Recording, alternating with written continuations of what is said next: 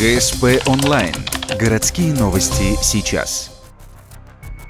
Ухтинские следователи закончили расследование уголовного дела в отношении убийства 64-летней пенсионерки. 20 декабря 2014 года две соседки распивали спиртное. Когда алкоголь закончился, 51-летняя женщина попросила занять ей денег, но подруга отказала. В отместку обвиняемая схватилась за нож. Она нанесла потерпевшей 11 ударов в область бедра.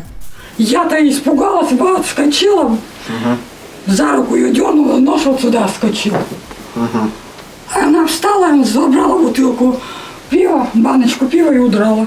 Как выяснили судмедэксперты, одно из ранений задело артерию. Смерть наступила от кровопотери. Женщина признала вину и написала явку с повинной. Это станет смягчающим обстоятельствами для суда. Но есть и отягчающие. Женщина характеризуется посредственно, регулярно выпивает. Да и само преступление совершено в состоянии алкогольного опьянения.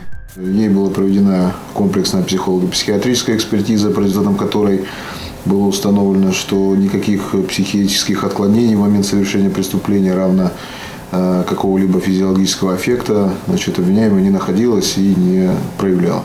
Материал уголовного дела передан в прокуратуру. Обвиняемой предъявлено обвинение в умышленном причинении тяжкого вреда здоровью, повлекшего по неосторожности смерть потерпевшего. Санкция данной статьи предусматривает до 15 лет лишения свободы.